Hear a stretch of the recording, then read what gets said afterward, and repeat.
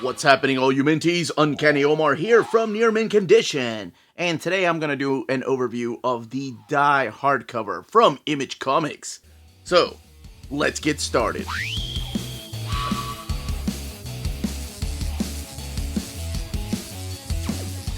And welcome back, everybody. So here we have the latest hardcover from Image Comics, and this is Die by Kieron Gillen and Stephanie Hans. So this is what the front looks like, and the word written there is Die. Now that word has multiple meanings in the story. We'll talk a little bit about that here in a second. Gillen, Hans, and Cowles down there. Die Book 1, Gillen, Hans, Image. Sure why it's a book 1, because it really feels like this wrapped up everything. This kind of gives you a little bit of a synopsis as to what this is. And, of course, the ISBN down there with the Image logo. Art on board, so no dust jacket. And the book retails for $59.99. It is the dimensions of a omnibus, just about. Omnibus is just a little bit longer, whether it's a Marvel or DC Omni. But the biggest difference, of course, besides the no dust jacket, is the flat spine. So, you can kind of see it better from this angle. Which, that's just the way that Image makes books. So, it's like a deluxe edition. So, the same dimensions as other Image hardcovers. Like this, with, again, a flat spine. Alright, now, we are going to be taking a look at this inside of the book. Oh, and before we do, just want to remind people, if you are enjoying this content, to hit that subscribe button if you haven't subscribed yet. And yes, there is a DCBS variant of this hardcover, only available through in-stock trades and DCBS. But everything else on the inside is identical. So, we're going to crack this open, look at the artwork, talk about the premise. And when I talk about the premise, I am going to give away the first issue, because I feel like the first issue really gives you an idea of what you're in for. So if you don't want to know anything about the book, maybe put me on mute, just check out the artwork and go and check it out if you think it's for you. But in order for me to give you the synopsis, I have to talk about that first issue and the ending of the first issue, which really sets up the entire world of Die. Just a little bit of a heads up, though. Alright, so let's crack this book open. We have some black end paper, but there is the design pattern in the back that you saw here. And let's go back a little bit. Die, again, those patterns. And I'm pretty sure if you play Dungeons & Dragons, or if you're just familiar with dice, or die rather, kind of figure out what those are.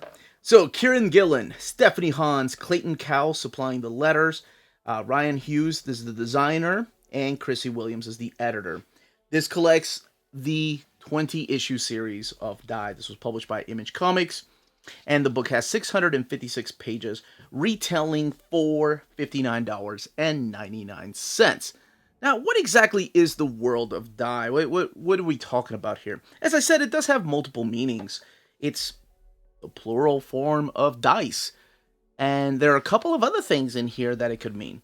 So it all sets up in this particular story in 1991, where a group of friends are at a birthday party. And it's Dominic's birthday, this gentleman right here. He's turning 16, but it's also Solomon's birthday. They share a birthday. And Sol, as his friends call him, has decided to make a special, not Dungeons & Dragons, but a special type of Dungeons & Dragons game for his friend Dom and his other friends. So you have Matt, you have Chuck, and you have Isabel right there, who has been dating Solomon, and it's the reason why Dominic and Solomon aren't the best of friends anymore. So Dominic decides to bring his kid sister to this Dungeons & Dragons type of game.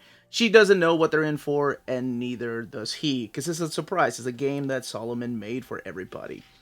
And each one of these characters I'll talk about here in a second, as far as their personalities. But the reason he brought her along, it's doing a narration, by the way. It's all done through Dominic's perspective. It's because they had just lost a family dog, and he didn't want to leave her at home moping, so he figured that this would be fun to do, to get her mind off of things. So Solomon really quickly tells them, okay, we're going to play this game overnight. You guys all need to make your characters before I tell you about the game. So it's like your Dungeons and Dragons type of tabletop RPG. You make your own character, you announce what kind of character you're going to play, and then he gives you a particular dice. So for example, Dominic, his character's name is Ash. She's a dictator. So he ends up getting the D4 dice. This is Matt, and his character is a grief knight, and they all have really cool abilities.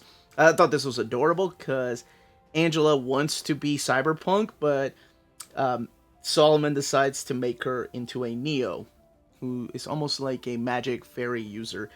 Here is Isabel, who is now a Godbinder, and she gets the D12, and I'm sorry, D10 belongs to Angela, because this is important in here.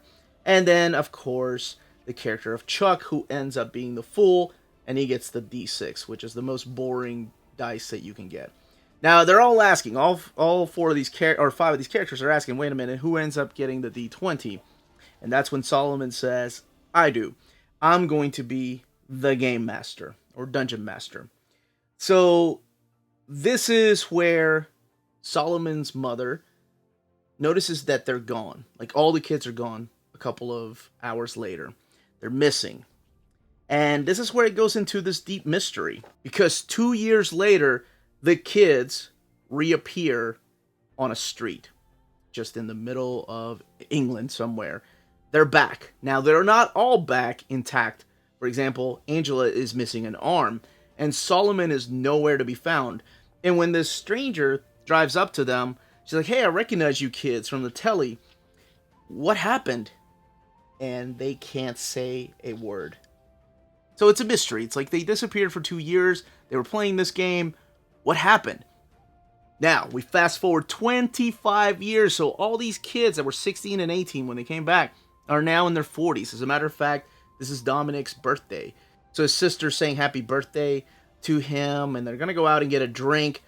Solomon's mother is still approaching them about what happened. They can't say anything. That's all they can say. They can't say a word because she's still wondering what happened to her son, what happened to Solomon.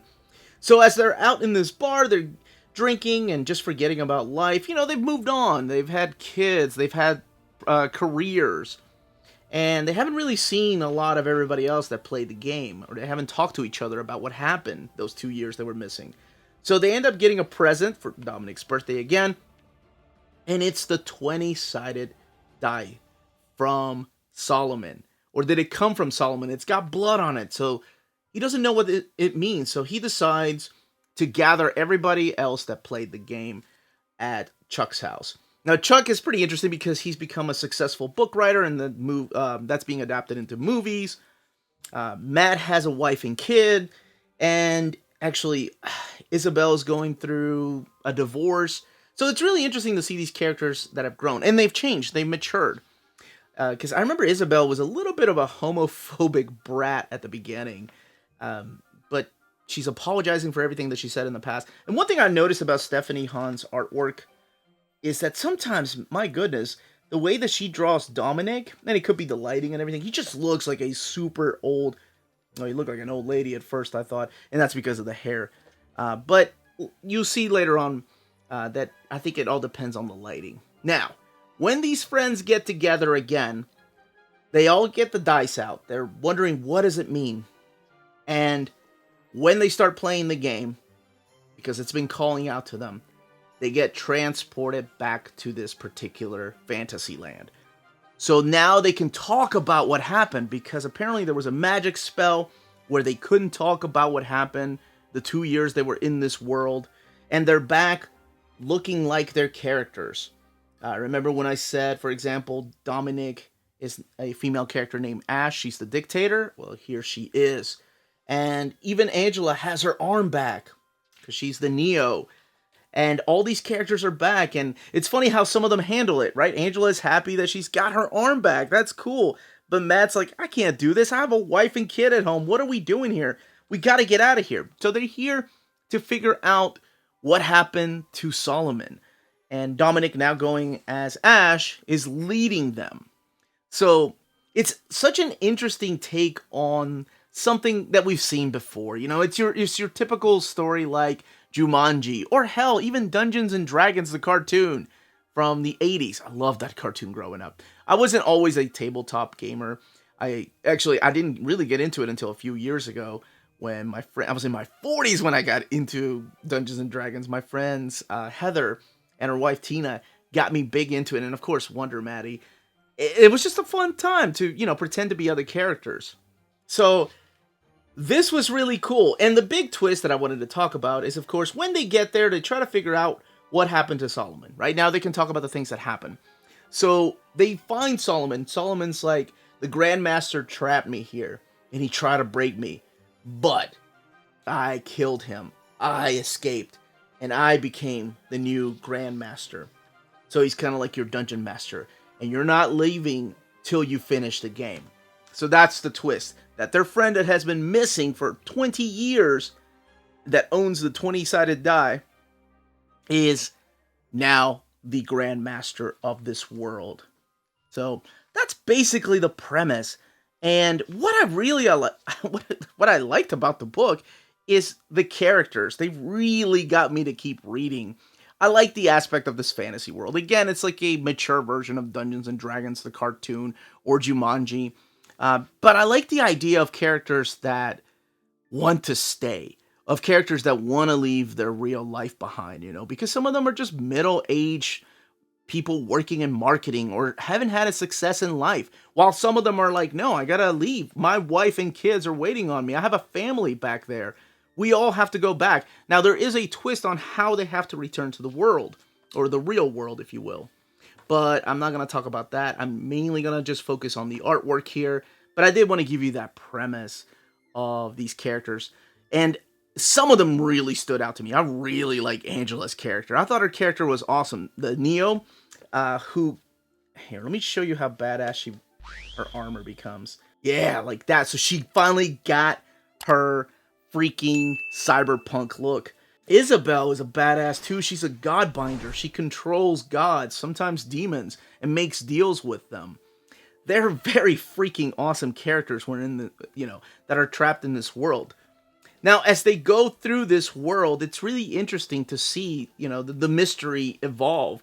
Like, who are all these people living in this world? Were they gamers like them that got trapped in this fantasy world? Or are they actually from this fantasy realm? And then you get some really interesting characters that appear here.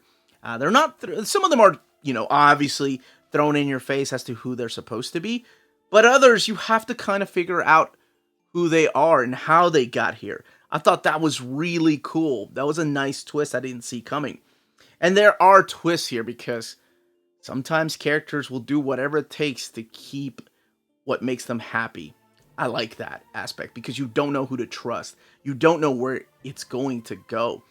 And I really like the character of Ash. She's a really interesting character because he is, this is Dominic, and it's the character that he plays here. It's his, I guess, avatar. I don't know how to word it. I'm still new to Dungeons and Dragons and tabletop gaming. And I've seen people do this with tabletop RPGs or in video games. A lot of my guy friends play as women. Sometimes they just like looking at the booty of a girl all day instead of a dude's booty. Whatever. And I've also seen some of my lady friends play as male characters. I mean, it's no big deal in the world of video games or in the world of tabletop gaming. But this is what the art looks like. It's beautiful. It's got this painted feel to it. It gives it a classy look. And as I mentioned, the plot, you don't know where it's going to go. The powers that awaken within these characters are really cool. And to have them back after being gone from this world for 2 years where they couldn't even talk about the world, I thought that was a really nice twist. I like that idea, that they're finally able to talk about the things here. And there are characters that show up through here that get involved with these characters, and lots of twists and turns. So this is another one that was really interesting to me. You don't have to be a fan of Dungeons and Dragons or even tabletop gaming to enjoy this. You just have to be able to enjoy a good story. I mean, think of how many people went to see Jumanji and have never played games like that. So if you like really good fantasy type of stories, this is definitely for you. There was an RPG book that they made out of this, by the way. All the way in the back is where you're going to have the variant covers. And here are the credits for the variant covers. So you have all the variant covers, and they're all textless. They don't have a number on them. They don't have the title on them. And it's just different artists' takes on these particular characters. I'm sure some of you are probably familiar with some of the artists that I'm flipping through here. That is gorgeous. Some of them are stunning. Like, they really stand out. There's a couple of in here of Isabel that are just absolutely gorgeous. And her character design is awesome. And speaking of design, here is the art and design. Like, there's Ash, there's Angela, and Isabel, Matt, Chuck, and all the other characters that show up. Essays and interviews back here. So it's got a lot of extras. The research that went into this. As a matter of fact, I didn't know anything about this until I read some of the stuff back here. Apparently, the idea came from Gillen and McKelvey when they were working on a book and talking about the cartoon Dungeons and Dragons. This is what it felt like an adult version of that, of how those kids got trapped in that particular Dungeons and Dragons realm. And then the role-playing game back here. You and your friends can play the role-playing game, the Die RPG. So apparently that book has been released. And then the other works by the creators back here. And then a bio on Kieron Gillen, Stephanie Hans, and Clayton Cowles. As far as the build and binding of this book, it is sewn binding. This is what the eye looks like. Now, I'm going to say something. I got a little bit scared on my copy because after opening this up and stretching the spine, I went to start reading it because I had only read the first 2 trades. I wanted to finish reading the story. And when I did, I heard something that always scares the crap out of us book collectors or people that know about omnis. I heard something I hadn't heard in a long time. The last time I heard it was on a DC omnibus, and I heard my spine just crack. Like, it was not a nice sound. It was a snap, like a crack. I don't know why I made a pop sound. That was dumb. But it was like a crack, like, oh, what was that? But the book seems okay. That happened when I was in, I think, issue 12 or 13. And, I mean, the spine is okay, of course. Why wouldn't it be? I was more worried about the ribbon and the binding, but it seems to be okay and holding strong. Pages aren't coming apart. They're not coming apart. The bunches aren't coming apart from the ribbon. But that was just a weird sound, and it scared me. I was like, oh, no, not again. But that is Die. Damn it, I was doing so well. Die! There we go.